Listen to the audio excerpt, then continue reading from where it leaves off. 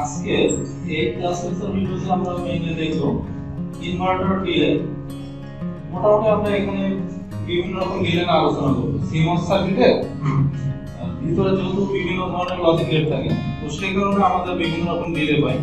তো এজন্য আমরা ইনপুটে যদি কোনো সিগন্যাল দিই, আউটপুটের সিগন্যালটা আসতে কিছু সময় লাগে। লাইক ইউটিউবে আমি যদি কোনো ভিডিও আপলোড দিই, দেখবেন যে বা লাইভ স্ট্রিমিং করে দেখবেন যিনি ভিডিও করতেছেন যিনি ভিডিওটা আপলোড দিতেছেন তার কিছু সময় পরে আউটপুটে যারা বসে আছে অডিয়েন্সটা কিছু লেটে দেখে 5 সেকেন্ড 10 সেকেন্ড কি 20 সেকেন্ড দিলে দেখে। সো এটা মেইনলি কারণ হচ্ছে আমাদের এই যে সিমস গুলো সিমস ইনভার্টার দেখতে পাচ্ছেন, এখানে পিমস বা এনমস আছে, এই প্রত্যেকটা একটা করে ইন্ডিভিজুয়াল ডিলে আছে। সেই ডিলেটা ক্যালকুলেট আমরা আজকে এখানে করব। তো আজকে আমরা মেইনলি প্রপোর্শন ডিলেটা নিয়ে আলোচনা করব। এই শুরুতেই আমরা ইনভার্টার ডিলে এস্টিমেশনটা এই চিত্র থেকে আমরা দেখতে পাচ্ছি। ফার্স্ট একটা ইনভার্টার নিছি, সেকেন্ড আরো একটা ইনভার্টার নিছি। তো এখানে দুইটা ইনভার্টার নেওয়া হয়েছে। প্রথম ইনভার্টারে এখানে দেখেন যে নিচে এনমস উপরে হচ্ছে পিমস, সেকেন্ডারে একই কথা এনমস পিমস, এবং এই দুটোকে ক্যাসকেড করা হয়েছে। দেখেন জাস্ট আর কিছুই করা হয় নাই। এখন এনমসের এখানে 1 এখানে 2 দ্বারা কি বোঝাচ্ছে? 1 দ্বারা বোঝাচ্ছে আমরা এটা ক্যাপাসিট্যান্সের সাইজিং করার জন্য আমরা এটা মেইনলি ইউজ করি। আর এনমসের জন্য উইথটা এমন ভাবে আমরা চিন্তা করি যাতে এখানে 1 হয় আর এখানে 2 হয়। কারণ আমরা এনমসের ক্ষেত্রে এটা ইনভার্টারের RC এর সাথে মেলানোর জন্য এখানে 1 চিন্তা করতে এটা 2 চিন্তা করতে হয়। সো এই 1 এবং 2 কিভাবে চিন্তা করতে এটা আমরা প্রিভিয়াস ক্লাস লেকচারগুলোতে আলোচনা করেছি। তো এখন আমরা চিন্তা করেন তাহলে আউটপুটে y এর টোটাল ক্যাপাসিট্যান্স কত হবে। তাহলে এই নোডে আপনি ক্যাপাসিট্যান্স চিন্তা করেন। এখানে আপনি দেখেন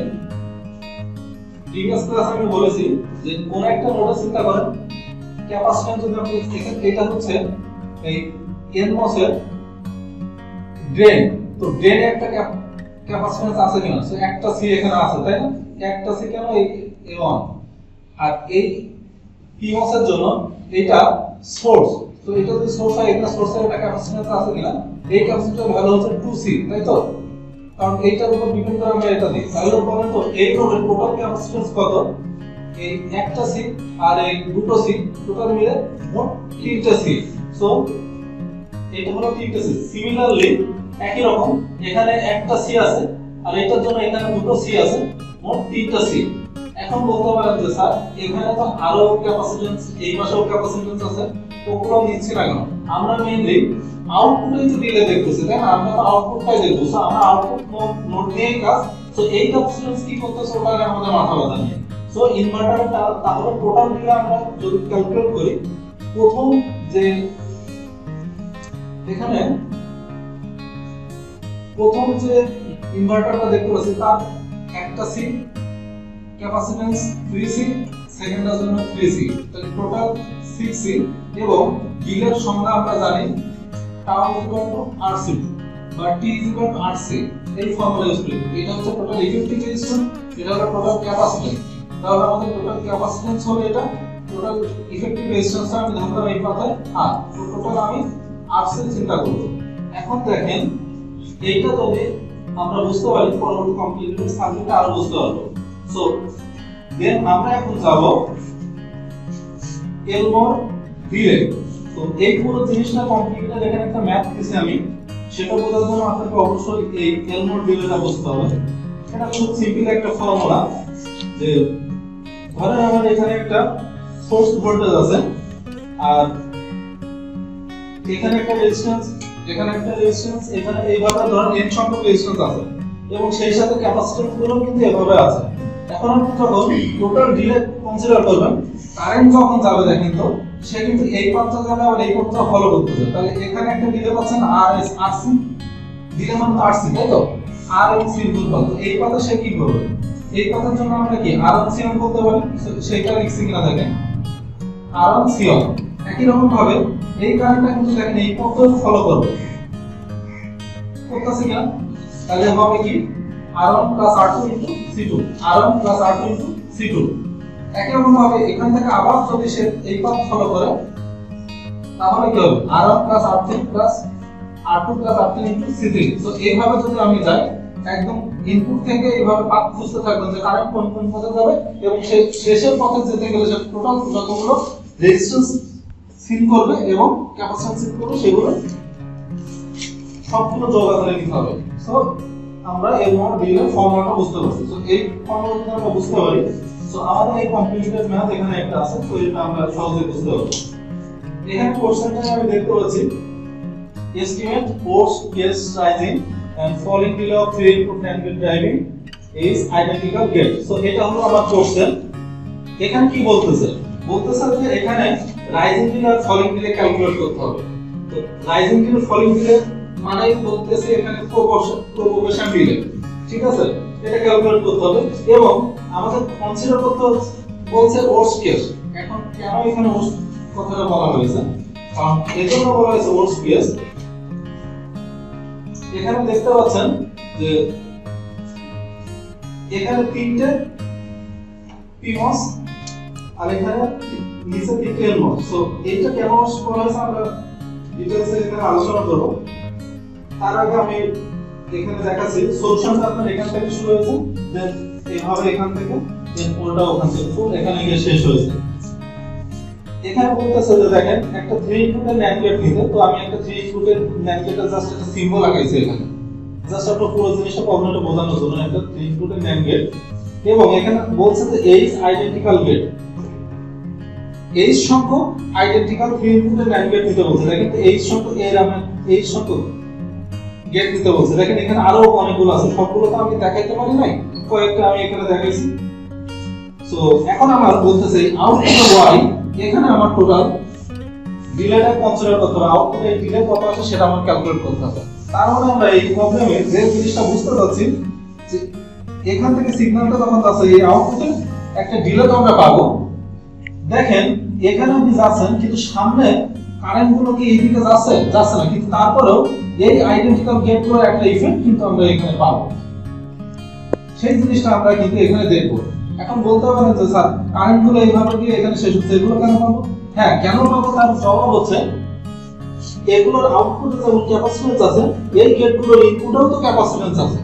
এই ইনপুটের ক্যাপাসিট্যান্স গুলো আবার কারণ এইটার আউটপুট আর এইগুলোর ইনপুটের সাথে কানেক্টেড সো এইটার আউটপুটের ক্যাপাসিট্যান্স আর এগুলোর ইনপুটের ক্যাপাসিট্যান্সের সাথে কি হবে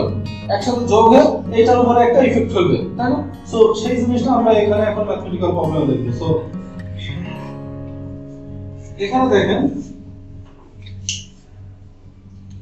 3 ইনপুট NAND গেটটা আমরা তাহলে প্রথমে আঁকাই নিতে হবে সো 3 ইনপুটের NAND গেট যদি আপনি আঁকাইতে চান আমরা বেসিক্যালি এখান থেকে শুরু করি y a b c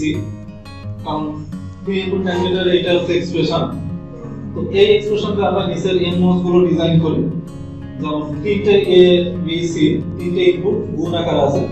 তিনটে ইনপুট গুণ থাকা মানে হচ্ছে পরস্পর সিরিজে যুক্ত আছে তো দেখেন a b c এই তিনটে nMOS গুণ আকারে আছে এখানে আর উপরের pMOS গুলো আপনি যদি ডিজাইন করতে চান অবশ্যই y এর মধ্যে একটা বার দিতে হবে বার দিলাম আউটপুটে বার দিলাম তো আউটপুটে এক্সপ্রেশন থেকে এইভাবে লেখা যায় b মডেল ফর্মুলা অনুসারে সো এজন্য দেখেন এই a bar input b bar input c bar input যোগ আকারে আছে তার মানে ইনভার্টেড ইনপুট গুলো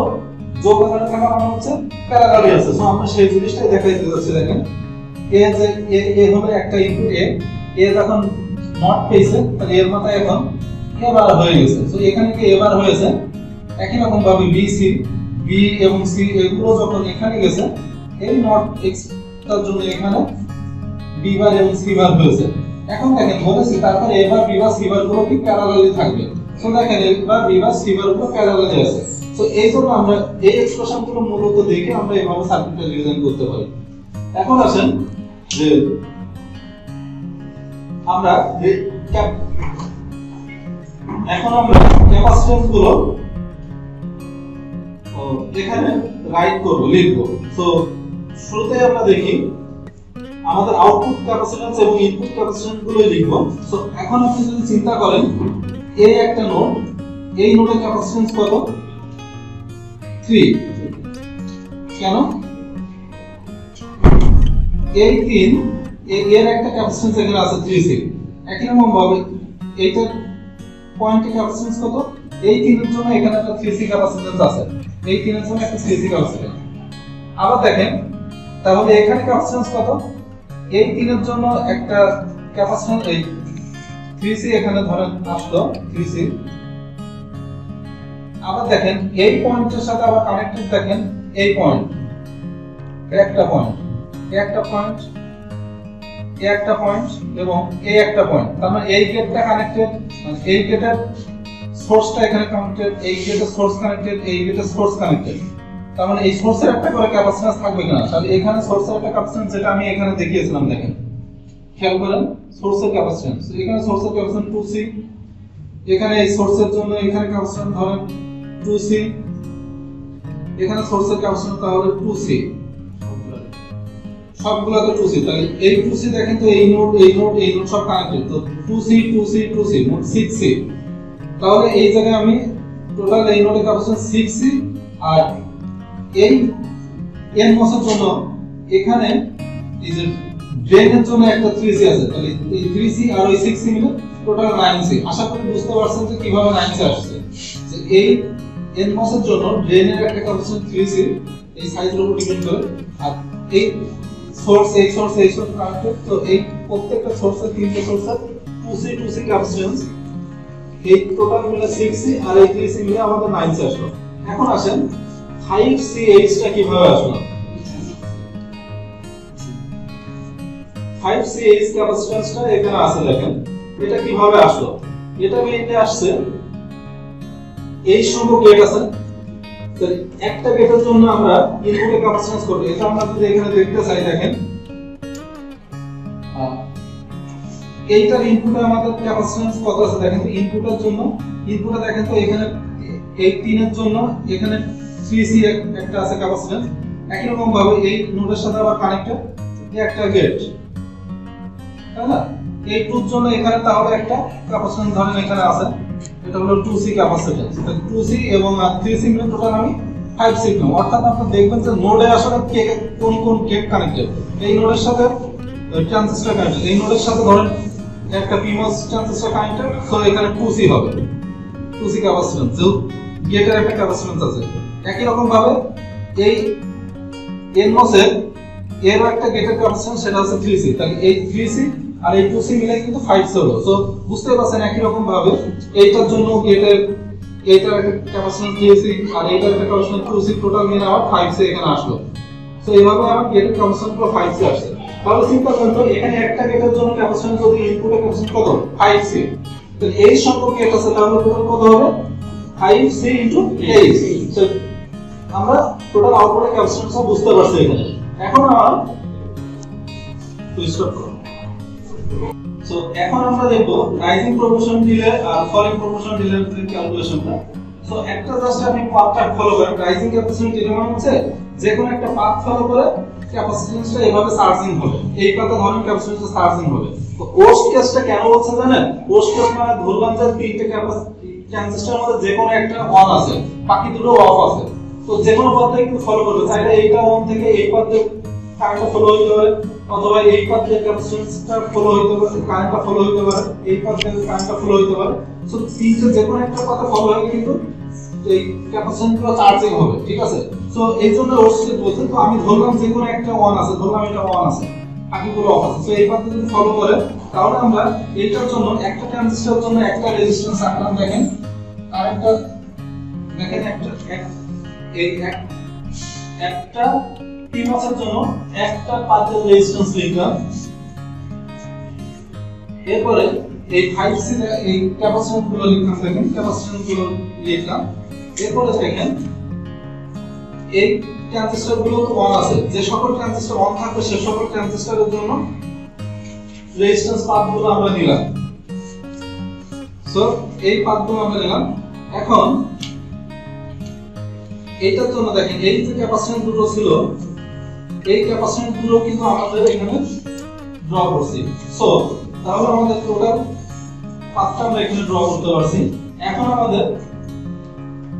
টিপি দিয়া মানে প্রপোর্শন ডিলে রাইজিং টোটাল কথা হবে টোটাল ক্যাপাসিট্যান্সটা আপনি এখান থেকে দেখেন যেহেতু চার্জিংটা এভাবে হচ্ছে, তাহলে আমরা দেখেন আমি শুরুতেই বলেছিলাম এভাবে চার্জিং হচ্ছে, তো চার্জিং হলে টোটাল পাথের রেজিস্ট্যান্স এখানে কত বা তার আর এই টোটাল ক্যাপাসিট্যান্স তো গুণ করছি। এখন বলতে পারেন স্যার এইগুলো কি কোনো কাজ আছে? কারণ দেখেন পাথের রেজিস্ট্যান্স ঠিক আছে, কিন্তু যখন এইটা কাজ করতেছে এগুলো অফ ছিল, সো কারেন্ট কিন্তু এই পাইতে আসতেছে। এখন শুধু রাইজিং ফ্যান হচ্ছে ক্যাপাসিট্যান্সটাকে চার্জিং করবে, সো এই পাথের রেজিস্ট্যান্স আর এই পাথের ক্যাপাসিট্যান্সটা নিচে, সো আমাদের রাইজিং প্রপোর্শন দিলে হয়ে গেল। এখন আমাদের ফলিং প্রপোর্শন দিলে একই রকম ভাবে ফলিং মানে হচ্ছে ডিসচার্জিং অবস্থা, সো ডিসচার্জিং অবস্থা মানে ধরেন এখন ক্যাপাসিট্যান্স গুলো চার্জিং হয়ে গেছে, এটা ডিসচার্জিং পাথ থেকে কিন্তু এবার এনমোস ট্রানজিস্টর দিয়ে, সো এই পাথটা সে ফলো করবে। সো এই পাথটা ফলো করতে গেলে দেখেন এই ক্যাপাসিট্যান্স গুলো লিখছি, দেন এইটার জন্য একটা রেজিস্ট্যান্স, এইটার জন্য একটা, এইটার জন্য একটা রেজিস্ট্যান্স গুলো সিরিজ আকারে লিখছি, ক্যাপাসিট্যান্স সেগুলো লিখছি জাস্ট দেখে। এখন আপনাদের কোশ্চেন হতে পারে R/3 কেন? কারণ আমরা বলছিলাম যে উপরে এই যে PMOS এর টোটাল ইফেক্টিভ রেজিস্ট্যান্স R ধরবো, NMOS এর টোটাল ইফেক্টিভ রেজিস্ট্যান্স R ধরবো, সো এগুলো কি সব NMOS এর জন্য। সো NMOS এর টোটাল পাথের রেজিস্ট্যান্স যদি আমার R হয় তাহলে তিনটে রেজিস্ট্যান্স কত হবে? এটা R/3, এটা R/3, R/3। সো এখন যদি আপনি টোটাল ফলিং প্রপোর্শন দিলে ক্যালকুলেট করতে চান, অবশ্যই আপনি দেখেন এটাকে ফলো করেন। ধরেন ফল হচ্ছে প্রথমে এভাবে একটা ফল হলো, এখানে একটা ফল হলে R/3 * 3C, সো এটা এই ক্যাপাসিট্যান্স জন্য। আবার দেখেন এই ক্যাপাসিট্যান্স জন্য এই পথটা পাশে ফলো করতেছে R/3 + R/3 * 3C, একই রকম ভাবে এই ক্যাপাসিট্যান্স আবার এই পথটা ফলো করতেছে। সো এই ক্যাপাসিট্যান্স এবং এই পাথের রেজিস্ট্যান্স গুলো, সো এভাবে আমরা ফলিং প্রপোর্শন গুলোতে ক্যালকুলেট করতে পারবো। সো এটাই হলো আমাদের আজকের টোটাল ডিরেক্ট ক্যালকুলেশন। সো আল্লাহ হাফেজ, ভালো থাকবেন।